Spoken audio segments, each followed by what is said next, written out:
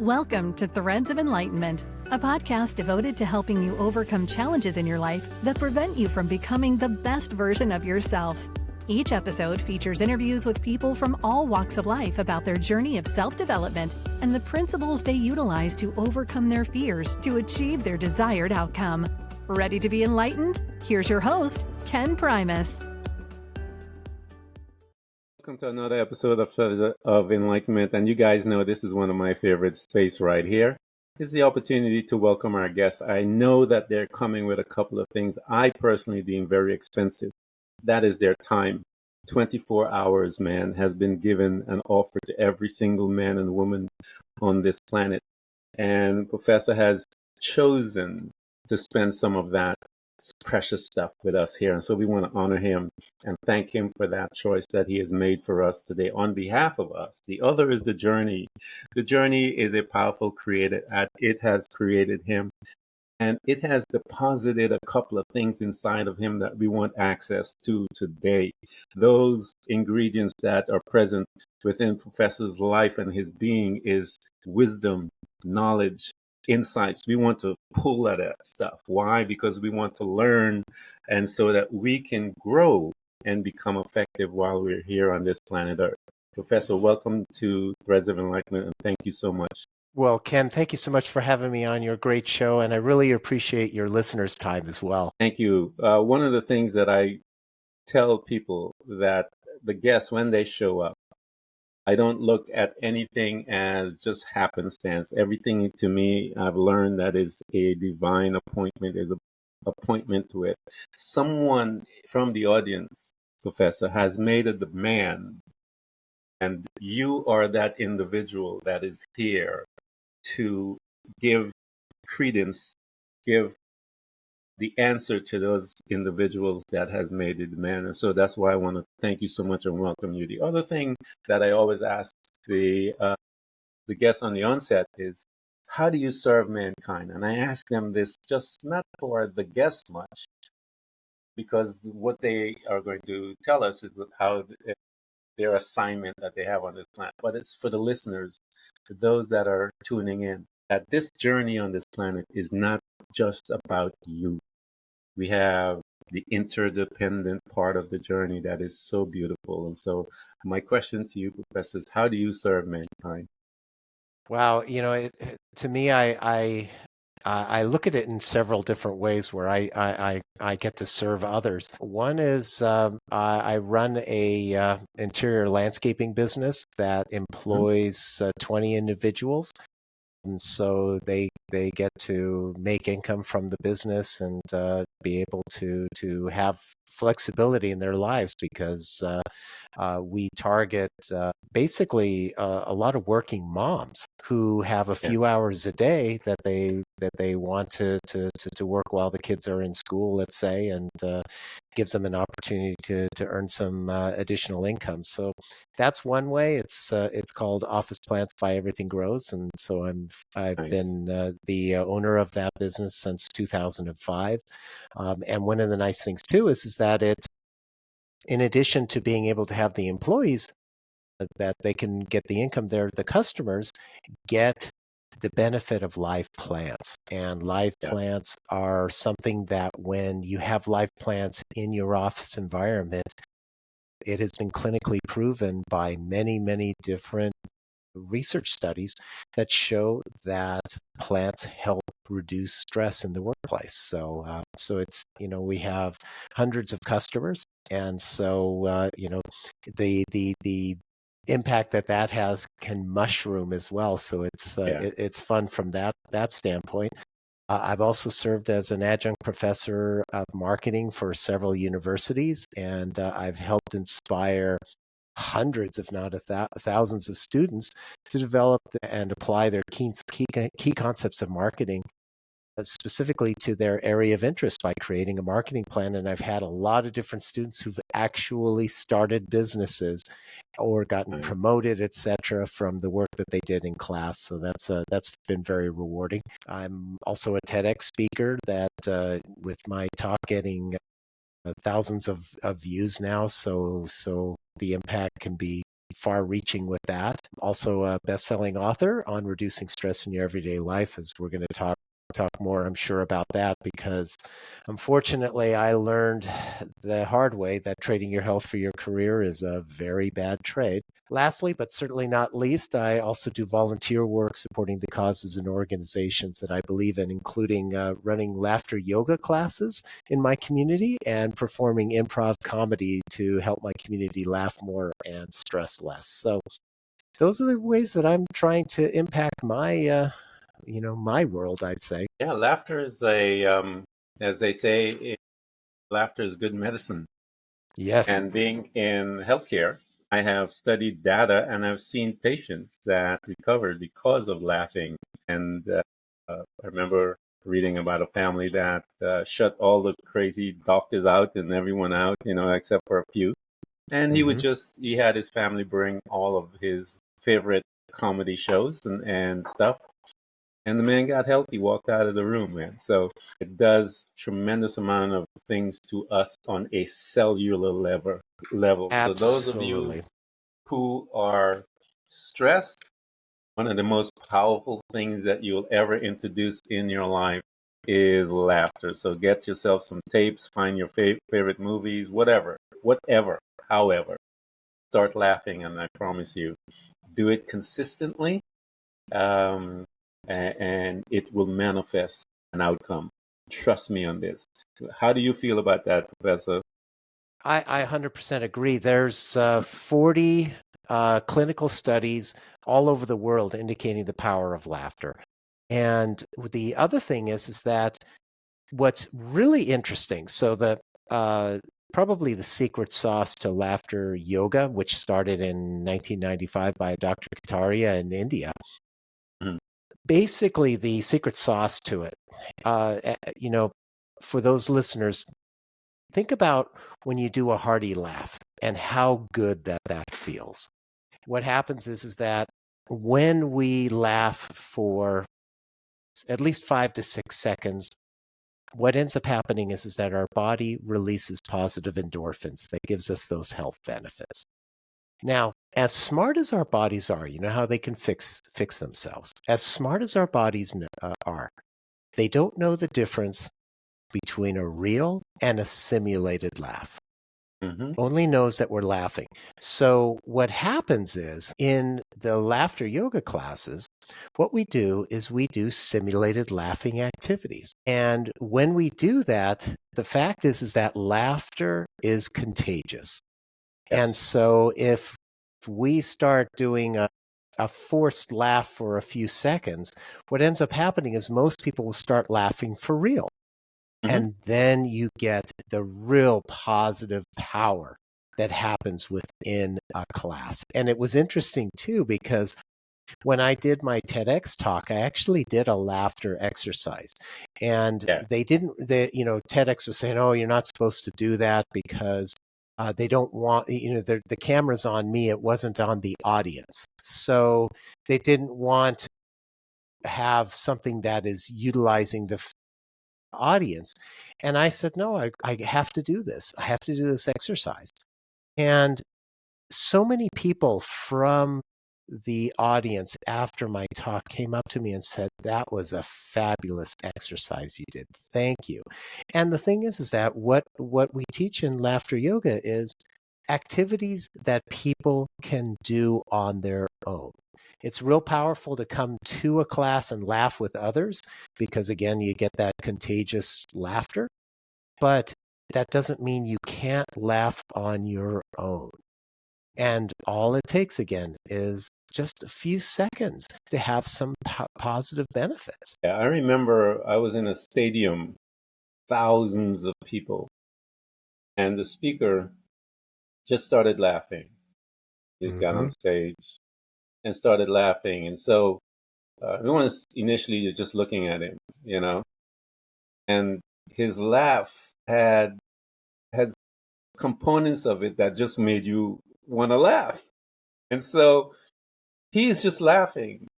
And then you'll hear people on the other side here and there just beginning to crack up because of those components and stuff like that. And you'll see people that were serious. I mean, I'm talking about an entire stadium, Professor. Within about 10 minutes, 10, 15 minutes, the entire stadium was in a just laughing. People are on the floor, rolling in their seats. It just became infectious. I Mm-hmm. watched that change the state of an entire stadium with one man coming in front of the stage. And all he did when he walked on the stage was started laughing. And within 30 minutes or so, people were still laughing. He couldn't continue. He allowed the wisdom of that man to allow people to laugh for an entire speech. I think it lasted somewhere about 45 minutes. Everyone came Wow. out of there. You could see the change in their state as a result of this man coming on the stage. Did nothing but began to laugh. And I know for me personally, it changed much in me because I kept laughing even after I left the stadium because it had just gotten into me, and I had so many concerns as a young dad. All of it was gone. All of it was Did gone in 45 minutes, and what began to happen in my life, things began to change as a result of that encounter. And I imagine that when you left, because for 45 minutes, a whole crowd of people laughing, you really, I'm assuming you felt like you actually had a pretty good workout as well, didn't you? Yeah, Because, yeah, laughing, all I of mean, that comes into place. it does, it The does. And diaphragm, you're using all kinds of stuff. Yeah, yeah, it's it's a something. powerful exercise. It is. And you know what's sad is that so many people, adults, they look at somebody laughing for no reason, they think there's something wrong with them. And the reality is Yeah, when we were kids, before we started getting inundated with responsibilities, as kids, program. programmed exactly. We typically laughed 100 times a day. As adults, with all of our responsibilities, if we laugh 5 times a day, that's a lot. That's a lot. So, and most people, if they can get even one laugh a day, that's a lot. And so the reality is if we can get out of our mindset of thinking, okay, we're laughing for no reason because okay, yes, if somebody tells a joke or if you put a funny video up, yeah, you're supposed to laugh for that, but laugh for no reason, who does that? And that's what I Hmm. always mention to people is when Yeah. they come to a laughter class is plan to do it twice. Plan to come twice because the first time you're going to be in your head thinking, oh, wait a minute, what's going on here? I don't know if I'm any number of things. Like I've had people who come into the sorry, I hear something in the background there, but No, go ahead. Don't worry about it. It'll come out. It'll okay. take that out. So I've had people who come and classic, they'll sit there and they'll say, you know what? I can't laugh as good as that person. So they're competing with each other. So I always tell them, Yeah. I'm a professor. No, I'm not grading your laughter. I also say, you don't have to laugh out loud. You can smile, you can chuckle, you can giggle, you can do whatever it is. Participate as much or as little as you want. And if you can get out of your head and just enjoy the process, that's where the magic will happen. Yeah. And I encourage all of you guys, man. I'm telling you, this is for someone. This stuff is for someone. Usually, because we have changed the format of my show, um, and I usually go with things when I'm led. And this is for someone that is out there. Could be many of you, to understand the importance of laughter. If you just start, if you're home by yourself or the kids are all gone, some single mom, single parents, just start with ha, ha. Start like that. Don't, and then just let the mind, put the mind aside as far as the thoughts that will come and say, oh, that is foolish. Yeah, it's beautiful though. Just keep moving. Keep moving. Don't listen to that thought. You actually have a choice. You don't have to listen to that choice. You put it Right. aside. Say, not now. I want to try this.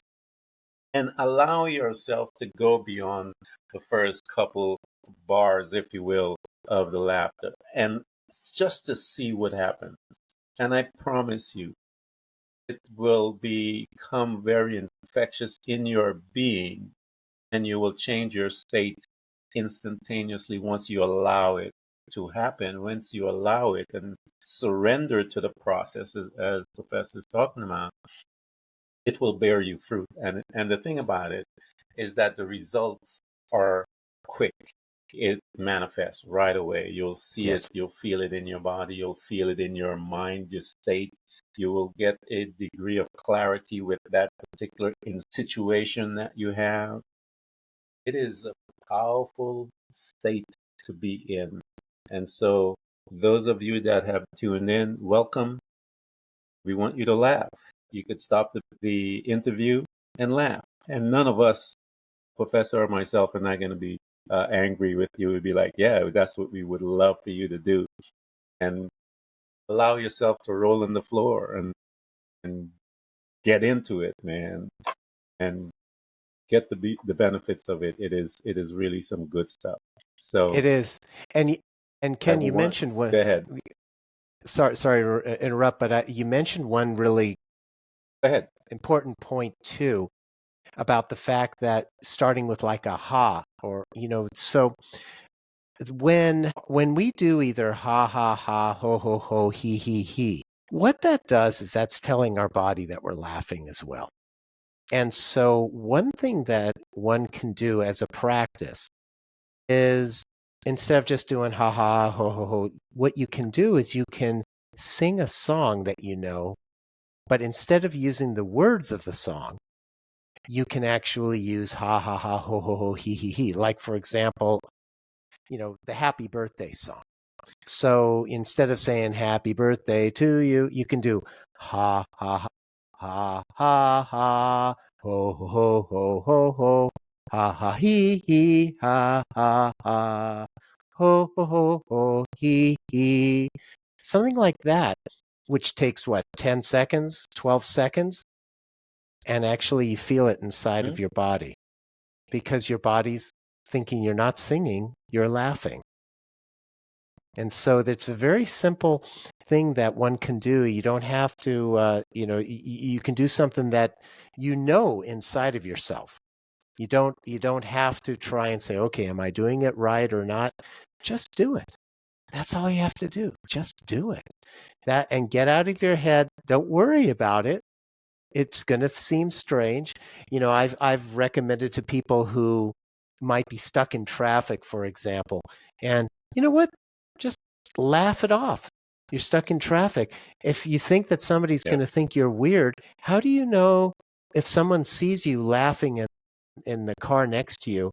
They don't know if you're talking to somebody on the phone. They don't know if you're listening to something on the radio funny. They have no idea. Just let yourself enjoy it. Yeah, and one of the things, don't take ownership of all those thoughts, man. Don't take ownership. Once you agree with the thought, then you have taken ownership with it, and it'll bear Yeah. fruit. Don't take it. It's just like another thought. Just put it aside. I would say to myself, when I was doing my meditation and learning about my thoughts, I would say to that thought that would come, and they came a million miles a minute, not now. I don't give you permission to grow right now. Put you aside and just continue to do what you do. And I'm telling you guys, introduce laughter in your life. It'll change your life. There's a science behind it, and it goes all the way down to a cellular level, which will come and change your state, which will change behavior. There's a science behind it. Trust us, and introduce laughter into your life. So now, Professor, how we do this thing here at Threads of Enlightenment. I There we love it. go. We We're got the already off laugh. script. Yeah, I know, man. We go back in time because I tell people we are given birth back in our young days. We have our natural birth, but also we are given birth spiritually with some trauma. And it could be a benign thing. It could be, and I've said this example before, mom and dad busy just doing some stuff, and a young individual comes to mom and dad and say, hey, look what I've done and this and that. And they're so happy, and mom and dad are truly busy, not being present. They turn and say, we're not now, we're busy. And that individual will receive that as rejection, and based on that perception, that child is going to begin to form certain mindsets and beliefs and stuff like that. But mom and dad didn't mean it. They were just not present. And that's the problem with most of us. We haven't learned how to live there in that state of presence. So one of the ways that why we go back is to examine what was your family unit like. There you have mom and dad and you have siblings if you're lucky. But how did you grow up once you visited your very first state that you reside in for a little while? We call those little while years. What was your family like? Oh boy, mine was extremely dysfunctional, sadly. In fact, if you were to look in the dictionary definition of dysfunctional, extremely dysfunctional family, you would see a picture of my family. Basically, my parents combined had 9 marriages, 7 divorces, and 1 widowing. And I have one sibling, a sister, an older sister, and she's the product of my parents' first marriage. I'm the product of my parents' second marriage. So they were married and divorced twice. And so I have a 100% blood sibling that is from a different marriage. And it's, that alone is a dysfunctional badge of honor, to say the least. Unfortunately for me, there were a lot of different times early on, 6, 7 years old, where the parents were not present. Alcoholism was a big deal with them. And my father was a manic depressive as well. So he had a difficult time really trying to be involved, even after they got divorced for the second time. My mom was, for the most part, when I was growing up, more interested in dating than was being a parent. So the rejection was a huge thing for me because I basically had to become a parent, an adult, way before my age. And what really took a long time for me to recover from was the fact that I didn't really have much of a childhood opportunity. I had to always take responsibility for taking care of others, including my drunken mom. And I had step siblings that were into various drugs as well. And so what it did do for me is it taught me that I didn't want to end up like that. And so what I did was I tried to ignore as much as possible what was going on. The problem is that once I became an adult, I never learned how to deal with those various states of rejection, and it just continued to churn inside of me. And it kept on building inside of me, and the stress of that kept on building inside of me. And it wasn't until my first real medical issue happened back in 2008, actually. I was in my mid-40s, and I started losing weight rapidly. And I ended up losing 30 pounds in 30 days. At first, I thought it was fantastic because I wasn't doing any dieting. I wasn't doing any special exercise, just my normal exercise. And I was eating whatever I Vanity is wanted. beautiful, isn't it, Doc? And Isn't the it, Professor? weight the weight kept on coming off. And I was thinking, this is fantastic. I haven't lost weight since my early 20s, right? And then after the 30th pound came off, I thought, I better have this checked out. And it came back as I had stress-induced diabetes. The crazy thing is, because I didn't know how to deal with my stress, I didn't listen to my body about what stress was doing to it. So what I continued to do is I just said, look, I'm too busy. I don't have time to deal with this. Just give me whatever drugs you need to give me. So first it was glucophage and then it was insulin. So I just said, just give it to me. I don't have time for this. And I continued to burn the candle at both ends for another 10 years until I ended up in the emergency room 1 hour from being comatose and an extended stay in ICU with a severe case of diabetic ketoacidosis. And for the listeners who don't know what that is, basically, my body was eating itself alive because of my stress. And that's nuts. That is absolutely nuts. And the crazy thing is I had gone back to the medical device industry at this point. This is in 2018. And on my second day in ICU, I had a micromanager boss. And this boss texts me at about 6 a.m. And mind you, before I tell you what this person texted me, they knew that I was in the ICU. They knew that I had been in the ER. And what the text said was, you have a webinar you need to run at 8 o'clock this morning. What are you going to do about it? And I'm thinking to myself, well, I'm in the ICU. I don't have my work laptop with me. Yes, I do have my phone. And so instead of just saying, go fly a kite, I started trying to reschedule that webinar. So I was pushing the envelope on my phone. And at the time that I was admitted to the ICU, my blood sugars were so high that the medical grade glucometers could not read them. They just said it was high. The lab in the hospital had to manually estimate, and they estimated my blood sugars to be 8 to 10 times higher than normal. That's why I was almost comatose. And so by the second day in ICU, my blood sugars had come down at least where the glucometer could read it. Wow. So, but it was still high. And as I was sitting there trying to reschedule this webinar, the nurse on staff at that time comes over to take my blood. They were checking my blood every half an hour to an hour, so you don't really sleep in ICU. And she takes the reading, and like a 90-degree angle, it shot straight back up, my blood sugars. And she says, just a matter-of-factly, she says, you realize that's what put you in this hospital bed in the first place. And that was the epiphany moment I needed to hear. That was the game changer for me in my life. I realized at that point that I was trading my health for my career, and that was a very bad trade.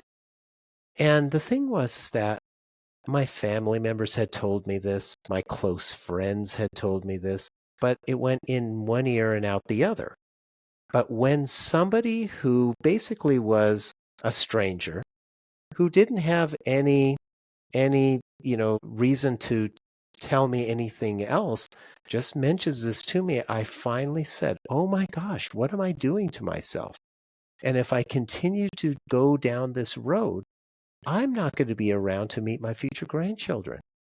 And that's the big moment for me. I realized I have to change. And so I spent the rest of that day just really contemplating everything, finances, my career, etc., and decided I have no choice. I have to take care of myself. For the first time in my life, I had to focus only on myself. And so I did. And I started, after I got out of the hospital, I resigned. I resigned directly to my boss's boss because I didn't want to talk to the micromanager anymore. And I decided, you know what, I'm going to focus on trying to reduce my stress. And so I started applying all these different tools and techniques. Many of them worked, some of them didn't. But what I noticed was that as I was utilizing different tools that worked for me, not only did my stress go down, but my glucose numbers as a diabetic went down, my weight went down, and my energy level went way, way up. It was as if I had discovered kind of like a fountain of youth. And the crazy thing is, you see what I look like right now. If you saw a picture of me from 2008 when I was first diagnosed with stress-induced diabetes, and you look at me now, other than a little bit more gray hair on my head, I actually look younger today than I did in 2008. That is what stress does to us. It ages us rapidly. And especially when we're letting ourselves get stressed out by the types of stress that fester inside of us.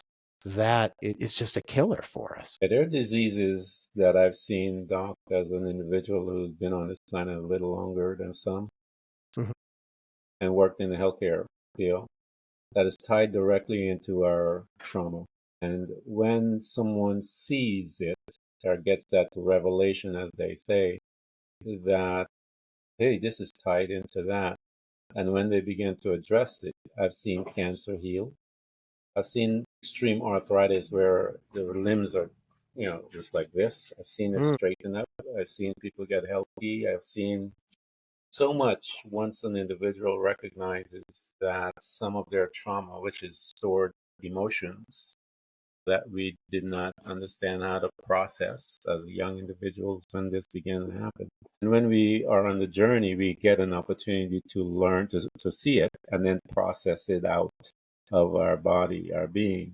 And as we right. process it out of our being, things begin to happen. As you were stating in your life, stress is a classic um, external expression by the body that something is going on and needs addressing, Yes. however that manifests. And so, all of you, that stress is a common thing in our human existence because of the pressure that we have put on ourselves by ourselves.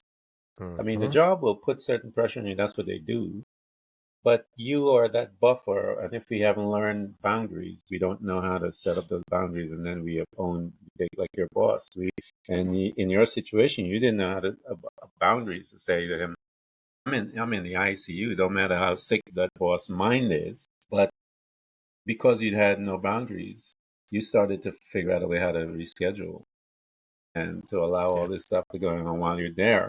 But it was beautiful because then you got a chance to witness the root cause of your whole situation. And once you saw the root cause in corporate America, if you do root cause analysis, which you did, began to do the root cause analysis about your whole life and profession and all that stuff. And then once you made your decision from that root cause analysis, you then put into plan. As you said, you brought in some of those tools. What were some of those tools that began to work for you? Because we know that there are millions and billions of people that are suffering from stress.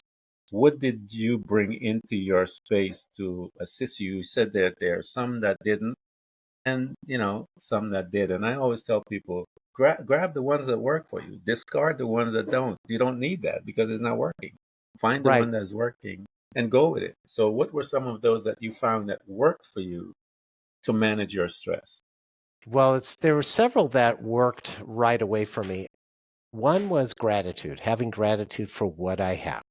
So that has morphed into a nightly routine that my wife and I do, where either she asks me or I ask her, "What are you grateful for today?" And when she asks me, my first answer to that is, "I'm grateful for my health because all else is secondary, because I lost my health and I've got most of it back now. And so I'm very grateful for having my health because the reality is health and time, you mentioned time earlier, Ken. Health and time are our two greatest assets. And with our health, hopefully we can get it back. We might not, but when we don't have our health, nothing else matters. And the reality is, if the listeners thinking about, oh, that's not, health isn't important. Well, think about the last time that you were really, really sick. If you're honest with yourself, you probably didn't feel like doing anything other than lying in bed. And when all you have the energy to do is lie in bed, what good are you to your career, to your business, to your loved ones? You just don't have the energy. So take care of your health. And so I always start off with, I'm grateful for my health. And so we have our gratitude exercise at night. Another one that's a game changer is to, if any of the listeners haven't done their personal values work, identifying what your personal values are, your top personal values, that one is very, very powerful. And the reason being is because when you know what your top, let's say your top 5 values are in your career, for example, anytime that you're faced with a challenging decision that could stress you out, you basically run that decision past your top 5 values. And if any of those top 5 values are not in alignment with that decision, you shouldn't make that decision. Because if you go against your personal values, guaranteed you're going to add unnecessary stress to your life because you're not being true to yourself. And so knowing what your personal values are, that is an incredibly powerful one. In fact, to give you an example, I was originally trained in personal values work back in 1995. So boy, it's now almost 30 years ago. Time flies. My top 5 values did not include health back in 1995. It's number 1 on my list now. So it's something to, that our personal values, for the most part, our top 5 personal values won't change dramatically. 1 or 2 might over time, but the others won't, because that's who we are.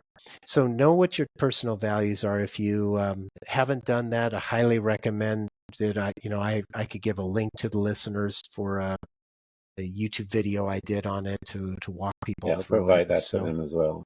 Yeah, so that's a really important one.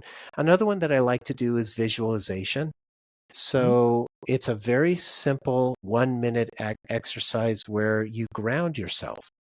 And what I do is I just go ahead and I think about my happy place, whether that's the beach, park, a lake, your backyard, whatever it's the place that you like to go. Could be, favorite chair, whatever it happens to be. And then you take in all of your senses as you are visualizing that. And the reason why you want to take in all of your senses is because that makes it real for your body. Mm-hmm. Yeah, it's and the so engine. Absolutely. So visualization is another one. Of course, we talked about laughter. Laughter is a huge one for me. I use that one frequently.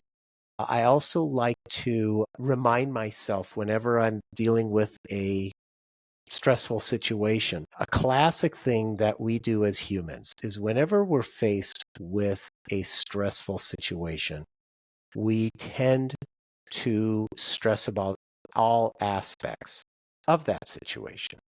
But the reality is only some of those aspects are within our control and others are not within our control. The problem is let's say if 50% of our time is spent with what is not in control, that is wasted energy. Wasted time. It is wasted time, wasted energy, because guess what? We can't do anything about it. We cannot affect change.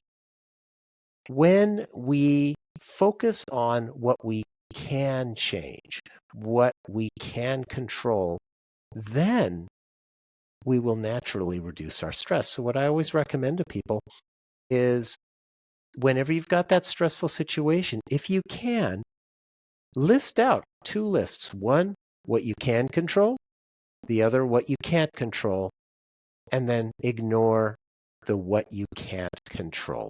and focus all of your energy on what you can control, because that you'll just do yourself a huge amount of favor by doing that, because that's what can make a big difference.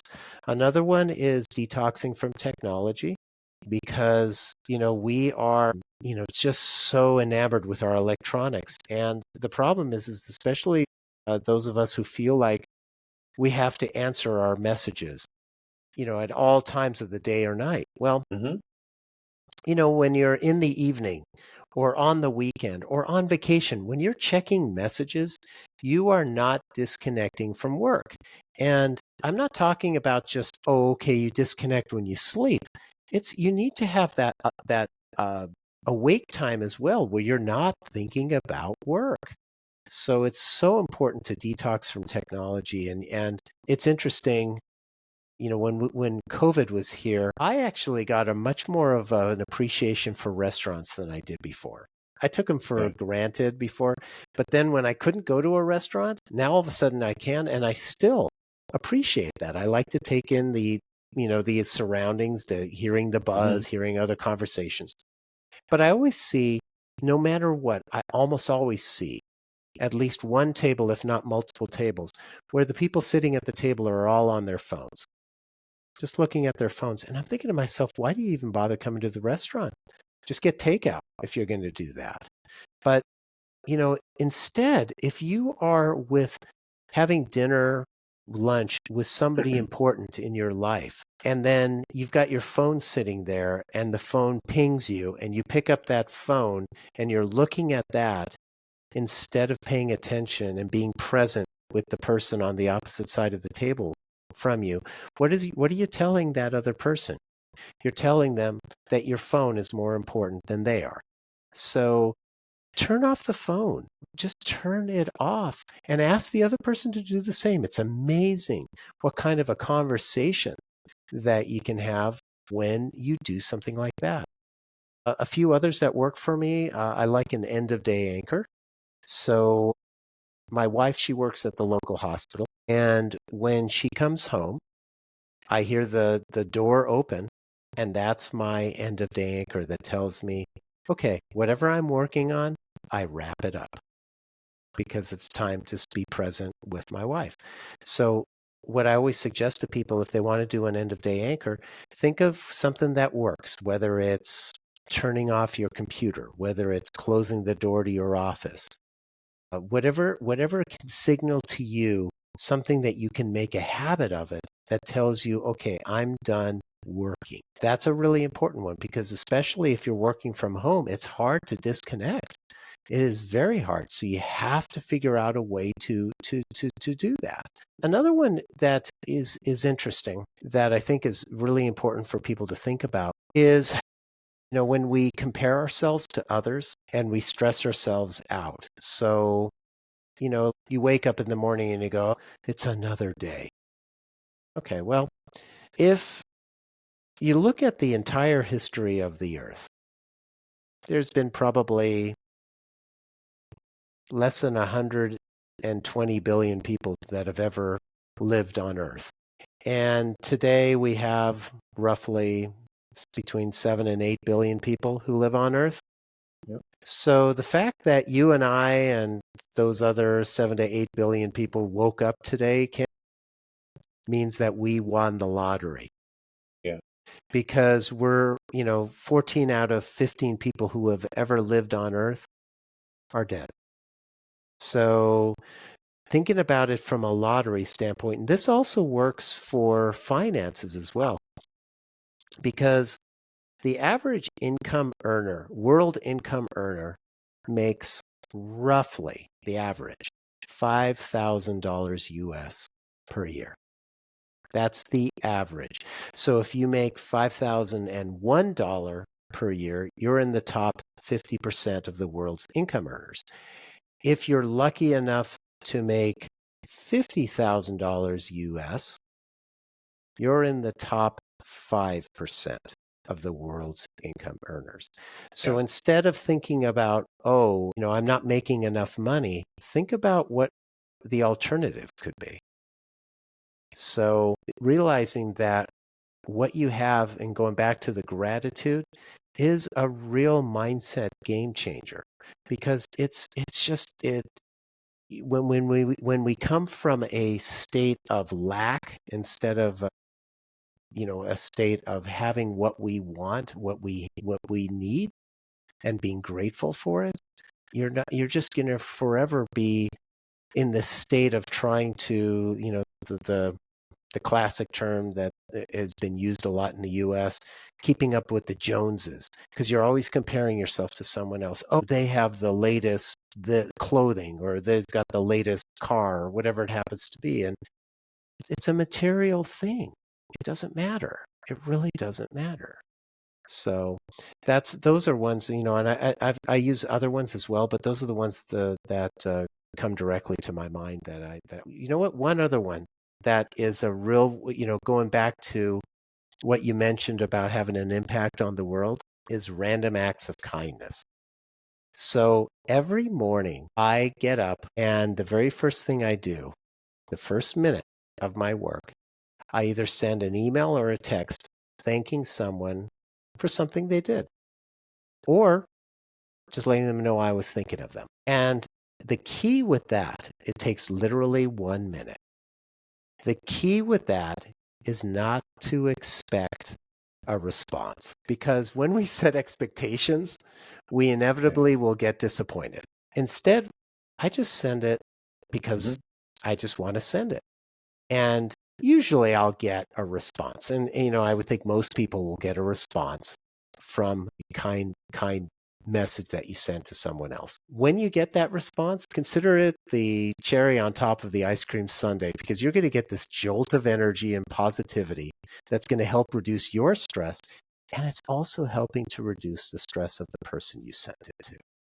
So it's a very small thing, but it can have a big rippling effect. I hope you guys were, and Professor, I try to encourage my audience, because I know listening is the starting point. One has to listen to and then learn how to transition to hearing. The process of that is switching your focus as you hear and you get data. When you become more focused, and I tell people that everything that Professor just said comes from the realm of the psychologists call that realm the subconscious mind. Religion will call that the soul. And all of our needs and everything, I tell people, the religion will say it's in the heavenly places. Psychologists will say that it's in the quantum realm. And everyone have access to those things. And how we get in there, the only way that one can get into that realm is to shed all of the natural thing, and you go in there in your essence, your pure form, if you will. And then you have access to all of that. Doc introduced to you guys, Professor introduced some tools to help you get to that realm. Talk about meditation. He talked about several other different ways that one can enter into that. Laughter is one of those. Believe it or not, it is one of those tools. He talked about all of those different ways by which he accessed that realm. And once you begin to access that realm, all possibility becomes real.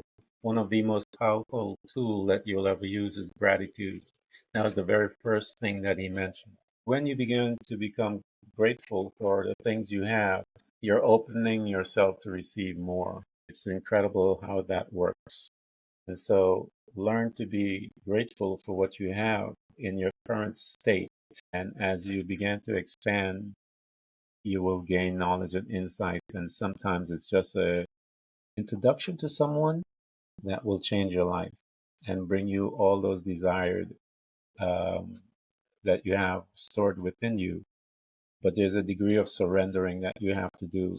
We have to learn how to surrender to, some people may say, the universe. Some people will say God. They have to learn to surrender in order to receive, because when we are not surrendering, we are in our ability. When we surrender, we are not in our ability. The professor said there's things you can do, and then there are things that you can't do. When you are in your ability, you can do certain things. But then there's that 50% that he's talking about. I always said to people, if you could have fixed it, you wouldn't have that problem. You wouldn't be in that Exactly. situation. And so, because you don't have the capability of doing that, that means you have to surrender to someone that has that ability. And when you do that, it's scary. It's outside of your control because the human being is a control freak. It's out of your control. And when it's out of your control, you have to walk this thing they call in religion the walk of faith. You have to go beyond you, and you have to trust your God. And for those who are grew up in a religion aspect, for those who are in more of the psychology field, you have to trust that the universe will bring you your desired outcome. But both parties, whether you're in a religious one or the other one, you got to trust. You have to surrender. And I usually use this example because I grew up in the church. And I remember reading a professor where Jesus Christ was in this garden and he is arguing with his dad because his dad is saying, you got to go to this cross and die for these crazy people out here. And he is in this garden and he's having a conversation with his father. He said, I don't want to do that, man. I don't want to do this. I'm not sure about this. I know we planned it this way, but I'm not sure about this. They were having this conversation to the point where he was sweating blood.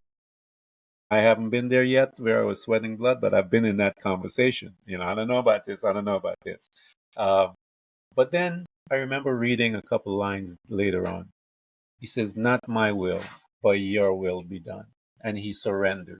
Once we surrender, it is out of our control. Whatever happens, we have to trust that the end result of this is for my best interest. And so all of us have to come there. I don't care who you are. If we read Jesus is one of the pinnacle individuals within the time frame of the human existence. If he had to come there, you and I have to come there as well. And so Professor talked about him coming there. Everyone has to come there and surrender, because if you could have fixed it, you would have fixed it. And so um, you brought in all these powerful tools. You talked about your wife being in partnership also with you at the end of the day, which is a great practice. Also, I tell people when you get up in the morning, announce what you're grateful for. Find a couple of things. When you go back to bed, announce what you are grateful for that day. Bring in the power of gratitude in your life, and it'll assist you to get things done. And so, as you are moving, you're bringing all these tools in, Professor. What began to happen to you as an individual? Because here you were burnt out, stress killing your body. You began to introduce these tools into your life. What did these tools do to you as an individual? First, in your mindset. Second, what did it do to your body as the resident owner of this house that you're here? What did that begin to do to your body as you began to introduce these tools into your life?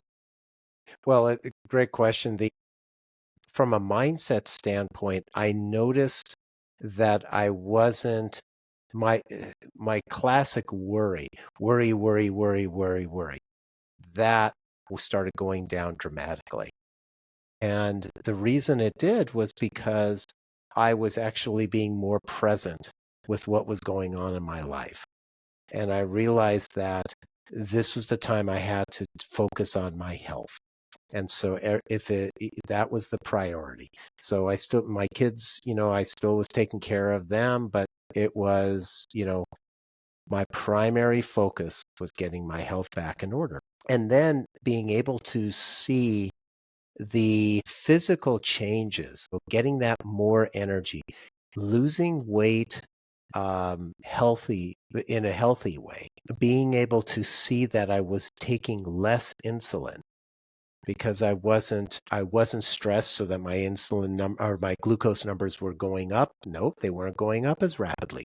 I also wasn't eating junk food because when you're stressed, we tend to crave the junk food.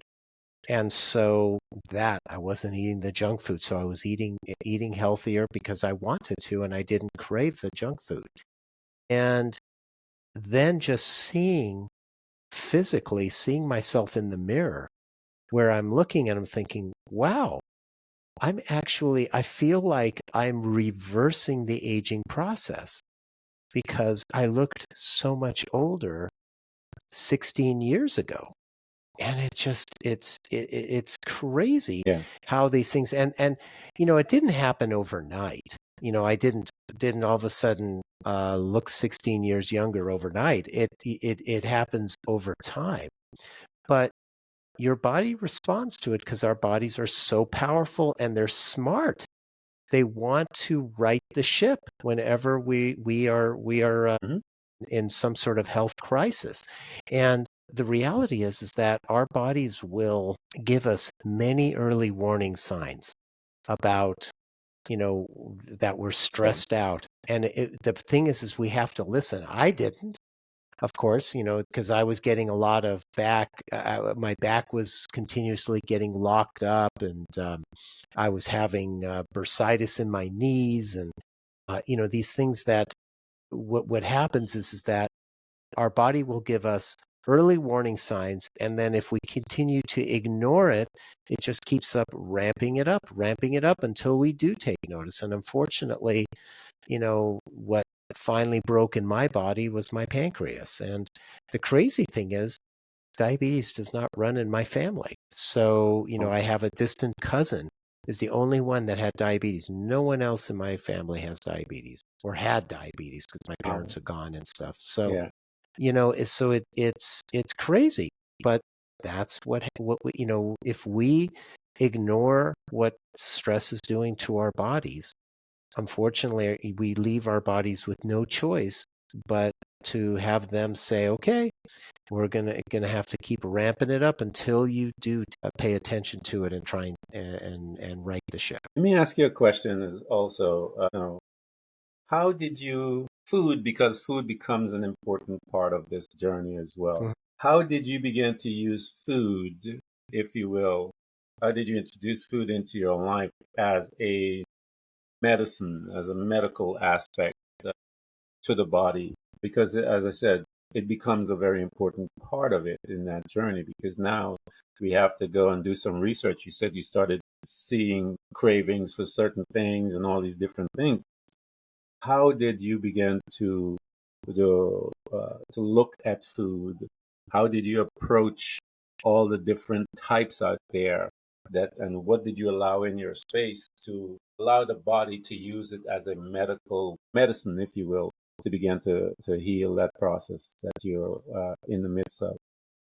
Yeah, it's a good question. Probably the biggest mind shift, I would say, when it came to food for me. So I grew up hearing that, and from my parents and from others, my friends, etc., that the only way you get protein is through animal meat. And what I found out Hmm. was that plants give us far more protein.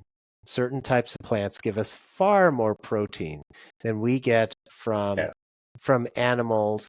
And the Hmm. reality is that those animals, they're eating the protein vegetables themselves. So I wouldn't say a Yeah. complete vegetarian, but I came almost exclusively vegetarian. Once in a Yeah. while, I might have some chicken or something. But what I did was I started just eating a vegetarian diet, and that made me feel better. It gave me more energy, felt better. I didn't have I didn't have as much inflammation in my body after I did that. Yep. So those things really that that was a game changer for me. Hands down, it was a game changer for me. On occasion I would still have a dessert or something, some junky sugary thing. Yeah. There's nothing But wrong with that was more as a treat, not as the standard meal I would have like I did when I was stressed out, because when I was stressed out, I was going for whatever I could get fastest. And so that was, sugary cereal in the morning. That was, a hamburger at lunch and fries at lunch. And that was whatever heavy meal in the evening that I could pick up or I could make, stick in the microwave, let's say. So, and it just, the processed foods, when we eat a ton of those processed foods, that is a killer on our bodies as well. Because, Killer. yeah, our bodies don't know, our bodies are still the same bodies that we had during the Stone Age. And our bodies don't, when we eat something that our bodies don't know what it is, like processed foods, Yeah. where does it store it? Mhm. As fat, because it doesn't know what it is. Fat. Yeah. Yeah, so it Mhm. can't use it. And so, so eating those processed foods are just, they're a killer. And in fact, the big diabetes increase in our society primarily came from the 19 processed food came out, because fat was all of Yeah. a sudden the big enemy to health. Well, the reality is, when you take the fat out of foods, what did those manufacturers do? They had to change the flavor somehow, or had to give it flavor somehow. What did they do? They dumped Mhm. a bunch of sugar and salt into it. And so Sugar, salt. it just, that started this diabetes increase in society. And it's too bad, because people thought, Yeah. they were led to believe that fat free is healthy, and it wasn't. It Mhm. wasn't. So you just have to, It's the be able business to. of food. Exactly. And the crazy thing too is that there's some, you're from the medical field too. I was shocked as part of the research I did as I was looking at the different foods. When I was looking at the meat industry, and I found out that one of the big sponsors of the American Heart Association was, yeah, Yeah. exactly. The Yeah. the cattle industry, or whatever that meat industry is called. Yeah. And I'm like thinking, wow, it just, yikes. I mean, so you really have to do your own research to figure out, when something sounds too good to be true, do a little bit more research, because trust on something like that. No pun intended in terms of eating, but trust your gut on that, because a little bit of research can enlighten you. Yeah. Guys, we've kept Professor for almost an hour, a little over an hour, and we haven't even started talking about so much stuff yet. So I know we spent first part of the interview talking about laughter and the importance of it, and I believe that is for several people out there. Please spend time laughing. It'll change your life. Trust us, man, because I know it did for me. The other piece that we talked about is his journey, is all of this piece about stress. Stress is a killer that is merciless, just along with cancer and all the other things out there. But most people don't, we mention it once in a while, burnout and whatever, but it's more detailed than that. In some cases, it's unanswered and unresolved emotional trauma that you need to seek answers to. And then once you get some answers, the process of healing still takes place, because the body still needs to heal. Your subconscious individual, he begins to deal with some of those issues, but the body. Professor talked about introducing food, the type of food, when he began to introduce the plant-based versus meat and stuff like that. And he talked about celebrating with some sweet stuff, whatever. I think it's either Sun Tzu or Confucius that said everything in moderation, including moderation. So you have to, I reward myself sometimes with some candy or some sweet, because it was one of my favorite things to do, eat all kinds of sweet. And so once in a while I'll step out and grab, but it's not every day. And so my fiance keeps me focused on that. She'll allow me to sneak out once in a while and get me some ice cream or something like that. But it's not where I live. It's not where Professor lives. You live with those foods that are designed in its raw form to heal and work in conjunction with your body. And that is the plant-based food that you can get extract. There's a video out there of bodybuilders that did all they ate was plant-based food, and then the meat eaters, and they compete, and they showed how strong and how more powerful the plant-based guys are than the meat eaters because of the protein that the body sucks up from the plants and so forth. So do some research on that as well. Professor came from the medical side as far as equipment and stuff. I came from another aspect of it, and we're both telling you, do your research, because that industry is designed to keep you sick. They're not interested in healing you, man. And those that are not, learn boundaries. When your company texts you after 5 o'clock, they don't respect your time nor your boundaries. Shut it down. We talked about detoxing. I call it fasting from those type of things, where you shut it down. Learn to develop boundaries when it comes to your electronics.